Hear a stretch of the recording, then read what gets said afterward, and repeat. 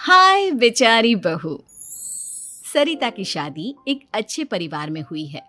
उसका पति रोहन उसे बहुत प्यार करता है।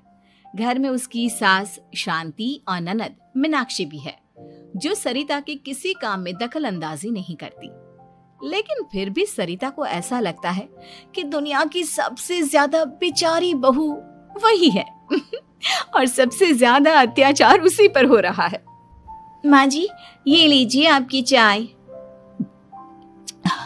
अरे बहू, तूने इतनी ज्यादा चीनी क्यों डाल दी चाय में? हाय हाय माँ जी, मैंने तो उतनी ही मीठी बनाई है जितनी मीठी आपको पसंद है। माँ जी, आपको तो मेरे हाथ की चाय अच्छी ही नहीं लगती। जब देखो कुछ न कुछ कमी निकाल ही देती हो। अरे बहू, तू एक बात के पीछे ही पड़ जाती है। मैंने ऐसा कब कहा कि तू रोज चाय खराब बनाती है? सरिता अपने कमरे में चली जाती है और फोन उठाकर अपनी माँ से बात करती है। हेलो माँ, कैसी हो आप? क्या कर रही हो? मैं तो ठीक हूँ, पर तू बता, तेरा मूड कैसा है? तेरी आवाज से लग रहा है कि कुछ तो हुआ है तेरे ससुराल में। अरे क्या बताऊँ माँ, यहाँ तो हर समय मेरे साथ बहुत बुरा व्यवहार होता है। मैंने अपनी सास के लिए इतनी अच्छी चाय बनाई, लेकिन मेरी सास चाय पीते ही मुझे 4 बातें सुना दी। बेटी, तू इतनी छोटी छोटी बातों पर ध्यान ही क्यों देती हो? तुम्हारी सास ने कुछ बोल भी दिया तो क्या हो गया, वो बड़ी है ना तुझसे। माँ ने इतना समझाया, लेकिन इस बात का सरिता पर कोई असर नहीं हुआ। अपनी बेचारी बहू की छवि वो बदलना ही नहीं चाहती। अगली सुबह सब नाश्ते की टेबल पर बैठकर नाश्ता कर रहे थे, तभी सरिता ने अपने पति से कहा, सुनिए जी, मुझे ना आज बाजार से कुछ सामान लेकर आना है। आज आप ऑफिस से आने के बाद मुझे लेकर चलना ना। भाभी, मुझे भी कुछ किताबें खरीदनी है। आप दोनों जा ही रहे हो तो मेरी किताबें भी ले आना। लो, अभी तो बात ही की है बाजार जाने की, तो एक फरमाइश आ गई। माँ जी, आप भी बता दो कुछ, और हाँ, मोहल्ले वालों से भी बोल दो अगर वो कुछ मंगवाना चाहते हो तो। बेचारी मीनाक्षी अपना सा मुंह लेकर रह गई। ये सब देखकर रोहन से चुप नहीं रह गया और वो गुस्से में बोला, सरिता, क्या हो गया है तुम्हें? मीनाक्षी ने तो सिर्फ किताबों के लिए बोला है। तुम्हें मीनाक्षी से इस तरह से बात नहीं करनी चाहिए। माफी मांगो उससे अभी। क्या? मैं माफी मांगू? दिन भर आपके घर के काम करूं मैं, आपकी और आपके घर वालों की बातें सुनूं मैं, और अब माफी भी मैं मांगू? ऐसा कभी नहीं हो सकता। ये बोलकर सरिता वहां से चली जाती है। एक दिन उनकी पड़ोसन घर आती है। अरे सरिता, क्या कर रही है? और क्या करूंगी भाभी जी, बस घर का काम ही कर रही हूँ। आप बताओ कैसे आना हुआ? अरे मैं तो तुम्हारा हालचाल पूछने आई थी, लेकिन तुम तो बिजी लग रही हो। कोई बात नहीं, मैं बाद में आ जाऊंगी। और क्या करूं भाभी जी, जब से शादी होकर आई हूँ ना, बस काम ही कर रही हूँ। और इस घर में ना कोई मेरी कदर नहीं करता। पति है जो बस घर से ऑफिस, ऑफिस से घर। ननद को तो कॉलेज से फुर्सत नहीं। बची सास तो उनका सारा समय मेरी गलतियां निकालने में लग जाता है। अरे ये क्या कह रही हो सरिता? तुम्हारी सास तो पूरे मोहल्ले में तुम्हारी तारीफ करती फिरती है कि तुम बहुत अच्छी हो, पूरा घर तुम्ही ने संभाल रखा है। हाँ तो क्या हुआ, इसमें गलत क्या कहती है? सच्ची तो कहती है। मेरी मर्जी के बिना इस घर का पत्ता भी नहीं हिलता। शाम को जब रोहन घर आया तो उसने सबसे कहा, कल हम सबको मौसी जी के घर जाना है। उनकी बेटी की शादी है। सब अपनी अपनी पैकिंग कर लो, सुबह होते ही निकल जाएंगे। और सरिता, तुम कान खोलकर सुन लो, वहां जाकर किसी की बुराई भलाई शुरू मत कर देना, नहीं तो मुझसे बुरा कोई नहीं होगा। हाय हाय जी, आप तो ऐसे कह रहे हो जैसे मैं सुबह शाम सबकी बुराई करती फिरती हूँ। आज तक कोई कह नहीं सकता कि मैंने किसी की पीठ पीछे किसी के बारे में कोई बुरी बात बोली हो तो। अरे बस बहू, बात को और ज्यादा आगे मत बढ़ा। हमें सब पता है तू हमारे साथ क्या व्यवहार करती है। ये बात घर तक रखना, शादी में किसी को कुछ मत बोलना, नहीं तो सब कहेंगे कि शांति की बहू कितना बोलती है। हाँ हाँ, सब कुछ तो मैं ही बोलती हूँ ना। आप लोग तो हर समय फूलों की बारिश करते रहते हो मेरे ऊपर। सारी गलती मेरी है जो मैं इस घर में आई। सबका कितना ध्यान रखती हूँ, लेकिन फिर भी मेरी तो आप लोगों की नजर में कोई कदर ही नहीं है।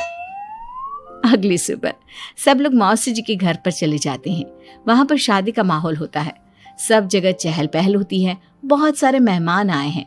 सरिता को वहां बहुत अच्छा लग रहा है। वो अपने मन में सोचती है, यहाँ कितना अच्छा लग रहा है, कितनी रौनक है। मैं यहाँ किसी से ज्यादा बात नहीं करूंगी।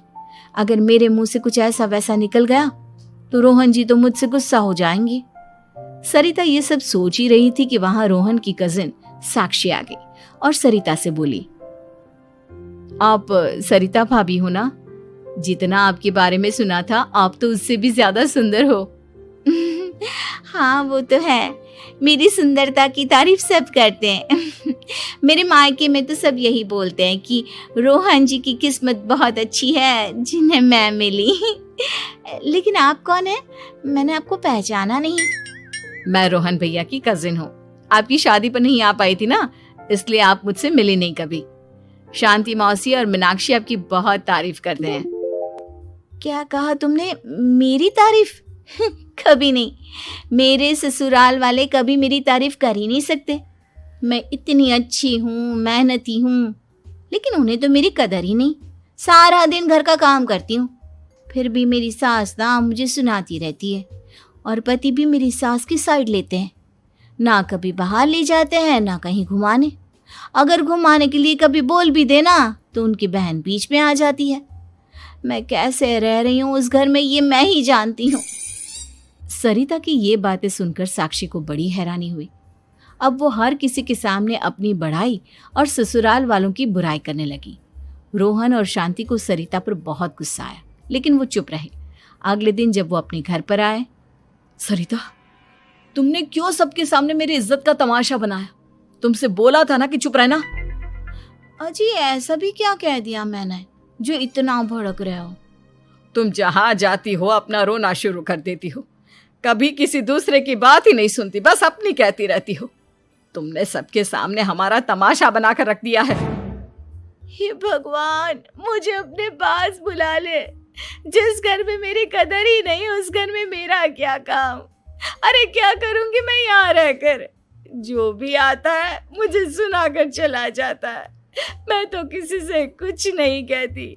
सीधी सादी बहू मिल गई है ना सबको, तो जो जी में आए वो करो। सरिता ने अपने आगे किसी को कुछ बोलने ही नहीं दिया और उस दिन भी उसने सबके सामने खुद को बेचारी बना ही दिया। अगले दिन मीनाक्षी कॉलेज के लिए लेट हो रही थी, इसलिए वो हर काम जल्दी जल्दी कर रही थी। अपना नाश्ता लेने किचन में गई और पतीले में रखे गरम दूध को गिलास में डालने लगी। दूध का पतीला उसके हाथ से छूट गया और गरम गरम दूध उसके हाथ पर गिर गया। ओए माँ, हाय मेरा हाथ, माँ मेरा हाथ जल गया। मीनाक्षी की आवाज सुनकर सरिता दौड़ती हुई आई। ये क्या किया तुमने? तुम्हें नाश्ता चाहिए था तो मुझसे बोल देती, मैं क्या मना करती थी? अब पता नहीं कितने दिन की मुसीबत पाल ली तुमने। सरिता मीनाक्षी को उसके कमरे में ले गई और उसका बहुत ख्याल रखा। उसका इस तरह से ख्याल रखना शांति और रोहन को थोड़ा अजीब लगा। माँ, सरिता के दिमाग का भी कुछ पता नहीं। कल शादी में सबको इतना कुछ बोल कर आई है हमारे बारे में, और अब मीनाक्षी की कितनी अच्छी देखभाल कर रही है। ये ऐसा क्यों करती है? बेटा, तेरी बीवी की ना आदत हो गई है सबके सामने खुद को बेचारी दिखाने की, और आदत इतनी जल्दी नहीं बदलती। जब ये बोलना शुरू करती है तो रुकने का नाम ही नहीं लेती, इसलिए इसे पता ही नहीं चलता कि ये किसके सामने क्या बोली जा रही है। लेकिन दिल की बहुत अच्छी है। हमें भी अपना दिल बड़ा करके ये जैसी है इसे स्वीकार करना चाहिए।